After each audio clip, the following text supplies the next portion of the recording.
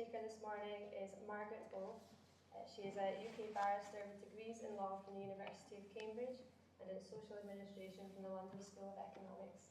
In recent years, she has focused on women's rights in particular, inspired by her former work as an immigration and asylum lawyer and as head of law and policy division at the International Planned Parenthood Federation. She is the founder and director of Widows for Peace and is also a founder member of Gender Action on Peace and Security. She has also been an advisor on women's and children's rights in the Kurdish Human Rights Project and has monitored elections and observed and reported on several trials of Kurdish politicians, lawyers, academics, journalists and women peace activists. She has extensive experience in countries where the status of women is low and regularly hosts meetings on gender and human rights issues in the UN Commission on the Status of Women. She also trains women's groups on ways to use international legal mechanisms to bring about change in national policies. Her paper this morning is entitled Democracy Deferred, The Continuing Challenges, Political Trials, Identity and Human Rights. Well, good morning everyone.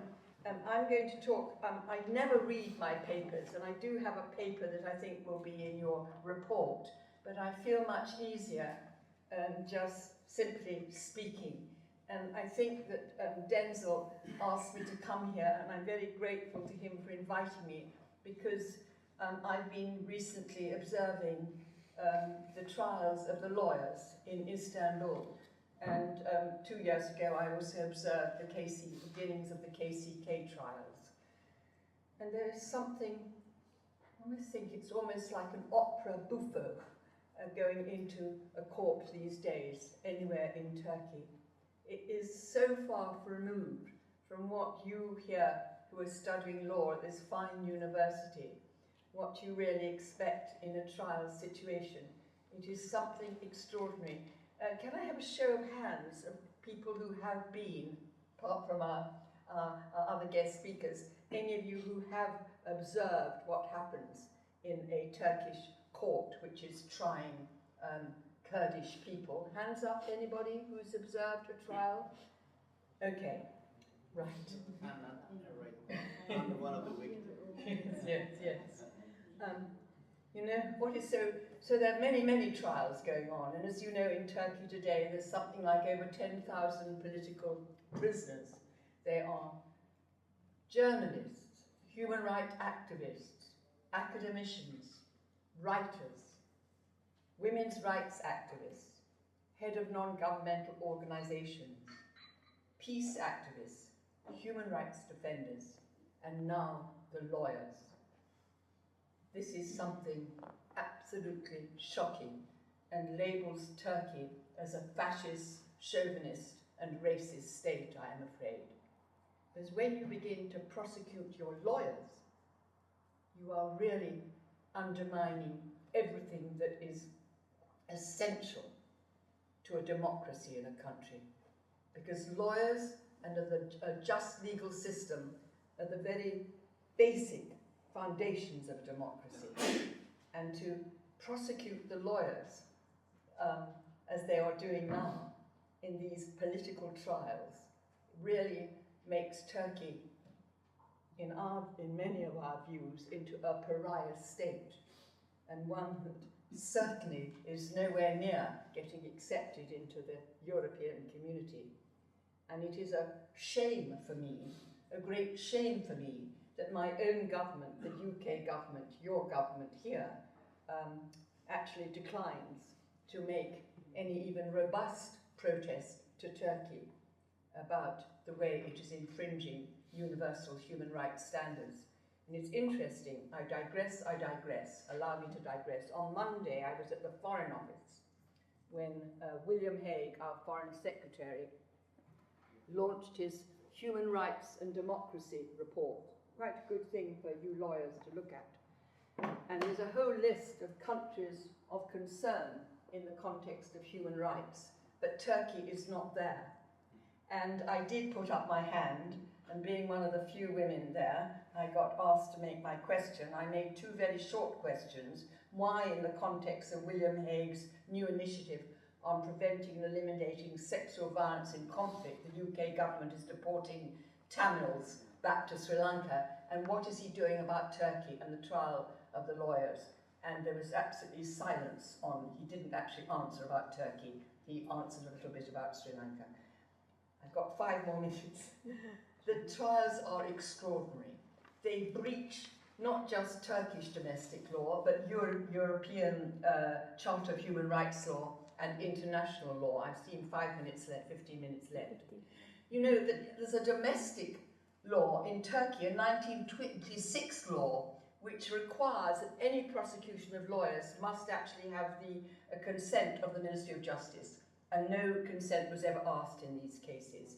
It breaches all articles, so many articles in the European Charter of Human Rights. It also breaches the UN. There's a very, very important UN declaration on the rights of lawyers, and it breaches all that. Because what they are doing in these trials against the lawyers on trial in Istanbul today, and we went to the 4th hearing at the end of March, and it's now deferred until June the 20th. They are simply on trial because they are lawyers doing their job. They are the lawyers representing their Kurdish leader, Abdullah Öcalan. And it is absolutely one of the essential articles in that UN resolution that you do not equate the lawyer either with his client or with his client causes. They are simply doing their job, and they are being tried for that. There is no bail. It's unbelievable. There's no reasons given. But these lawyers in the Istanbul trial, there were originally 46 lawyers. 22 are still in jail, and they will have served 500 days in jail before we get to June the 20th. And even people who've come back, lawyers who've come back from, one was in Syria, one was in Iraq, and they came back because they saw that they were in this indictment. So obviously they were not going to abscond, and they've been put in detention as well. So there's absolutely no bail. The very ways in which these lawyers have been arrested in the middle of the night was hugely degrading, actually breaches Article 8 of the European Charter on Human Rights, the way it actually affected the families.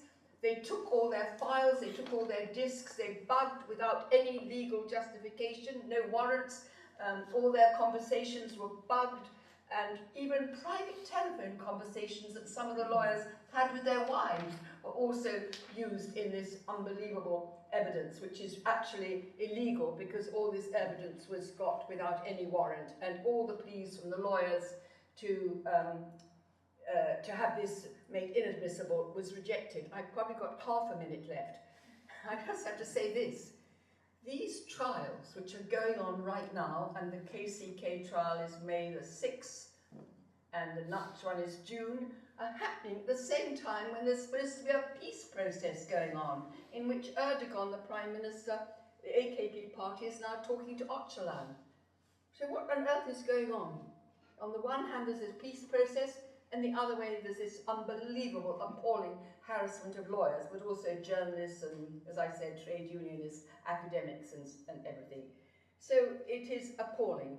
And I also wanted to say, interesting about Turkey, it's very important in the peace process that other parts of international law are complied with, and there is a very important UN Security Council resolution called 1325. Hands up, you lawyers who've heard of UN Security Council resolution 1325. If not, tomorrow go and Google it and look it up. And it requires that in all actors involved with conflict resolution and peace building must ensure that women's voices are heard. And Turkey has not even begun to develop a national action plan. And if we want a real peace process in Turkey, then we have to have all these people released from jail, at least released to face the, at least out of prison, so that they can properly carry on their lives and be properly represented in court. But also, we need to ensure that when they redraft the constitution and they redraft laws and law reform, civil societies are really part of this, and that also includes the huge problems of all those people in the Kurdish community who suffered for so many years and have so many issues to be resolved that must be listened to and addressed in the peace process. I'm not going to speak anymore because I think I've got less than a quarter of a second left. But I'm very happy to answer more questions on the detail of the trial. Thank you very much.